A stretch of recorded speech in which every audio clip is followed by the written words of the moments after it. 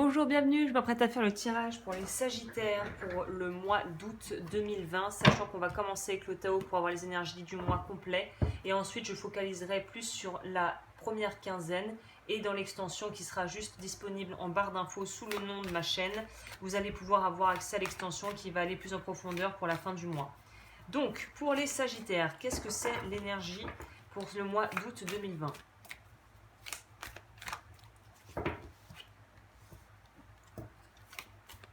Alors, d'accord. Sagittaire. Vous allez peut-être prendre avoir des prises de risques un peu inutiles. Évitez les prises de risques inutiles.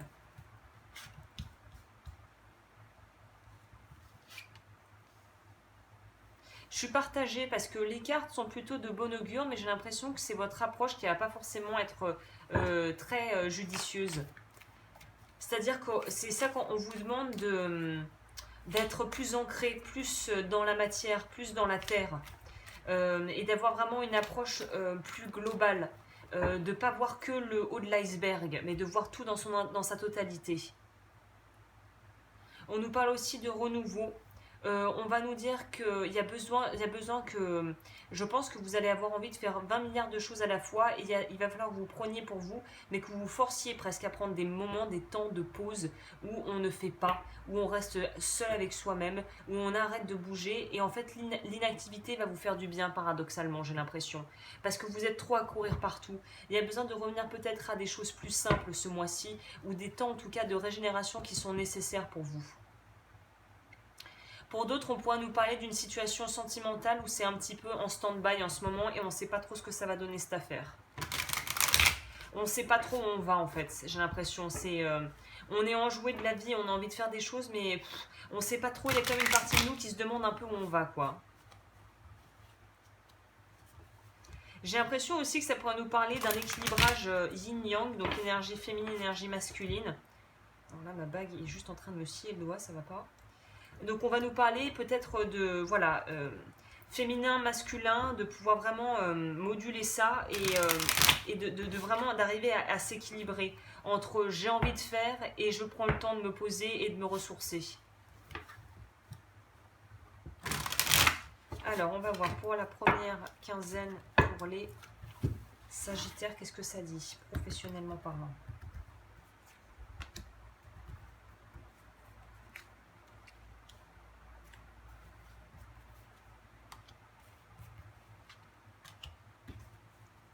Et le sentimental et le dos du deck.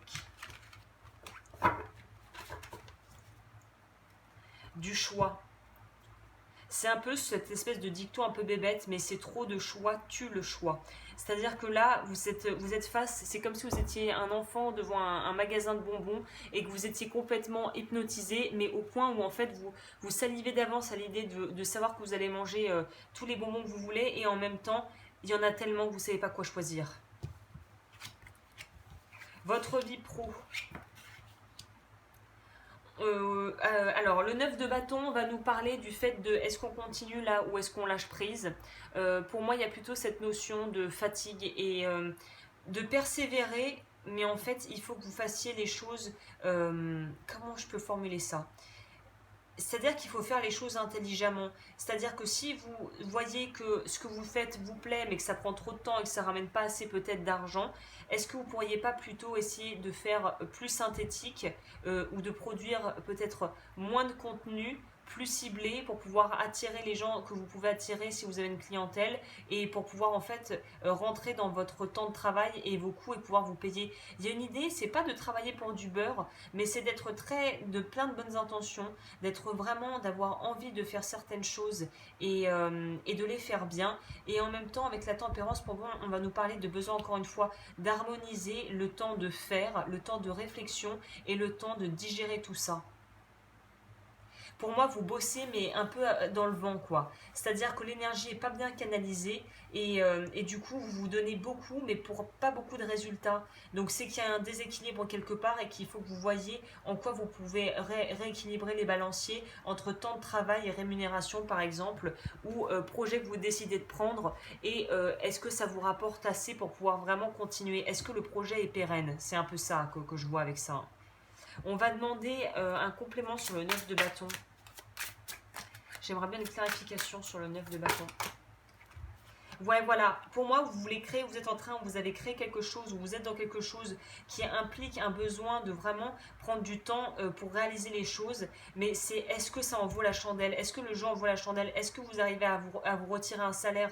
C'est un peu ce truc de personnes, par exemple, un exemple un peu bébête, mais tu fais des massages, voilà, tu es bon, on va dire, bon, pas vraiment kiné, mais on pourrait prendre ça, mais on pourrait dire ça à tes kinés. Et en fait, tu dis à certains de tes clients qui sont des bons clients et qui reviennent souvent que au final, voilà, ils sont pas obligés de payer parce que voilà, tu les connais bien et t'es attaché à eux et que tu sais qu'ils viennent souvent. Mais au final, si ils te rémunèrent pas, il n'y a pas d'échange d'énergie. C'est-à-dire que là, il y a une idée d'aller que dans un sens, de travailler, mais de pas être vraiment payé à sa juste mesure pour ce que l'on fait, si vous voyez ce que je veux dire.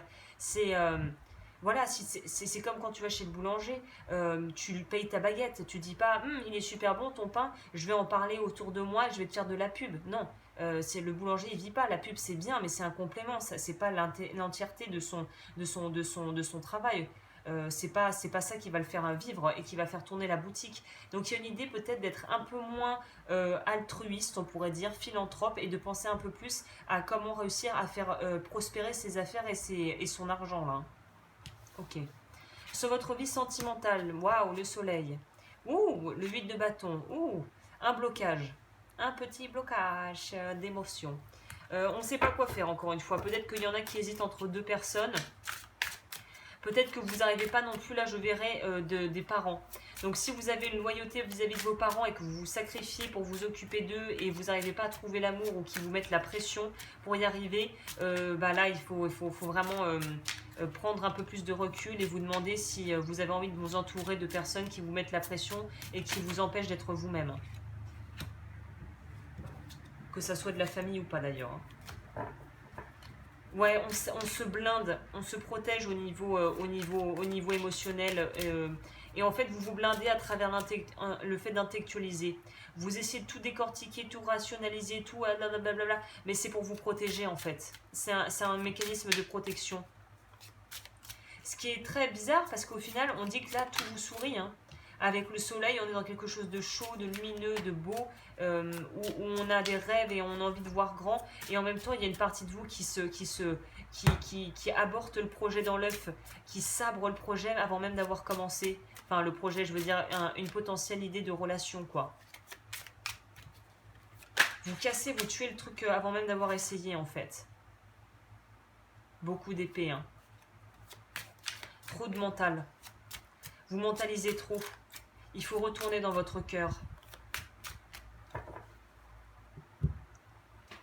Ok. On va voir ce que ça nous dit, ça. Vous mentalisez trop c'est trop de mentalisation. Il faut revenir dans votre cœur, dans votre corps. Il faut écouter la sagesse du cœur. Il ne faut plus écouter la tête. À trop écouter la tête, vous n'arrivez plus à bouger en fait.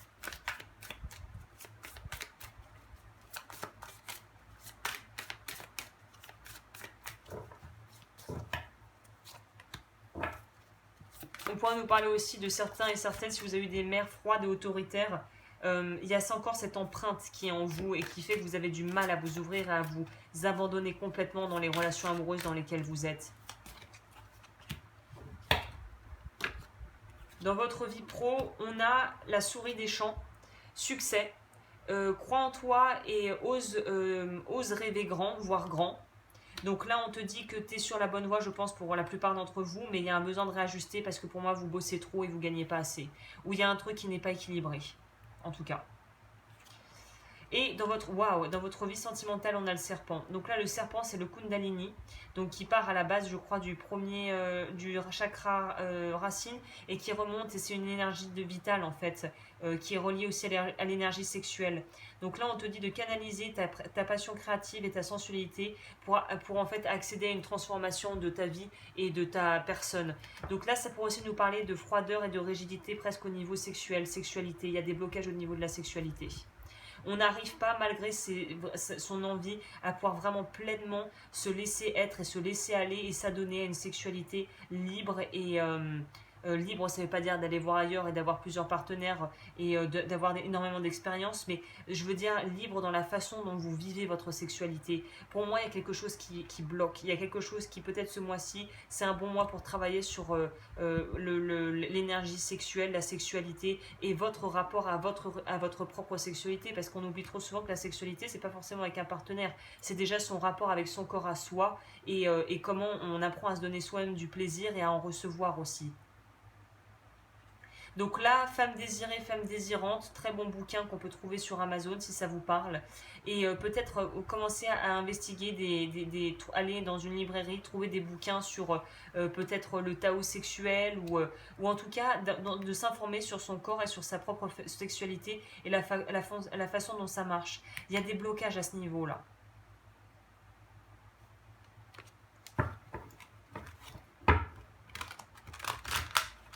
Peut-être pour les personnes qui sont en couple ou pas d'ailleurs, mais où c'est récurrent, vous avez des problèmes, vous tombez peut-être sur toujours le même type de personne qui sexuellement peut-être ne convient pas dans l'intimité. Là, il y a peut-être un travail sur soi à faire.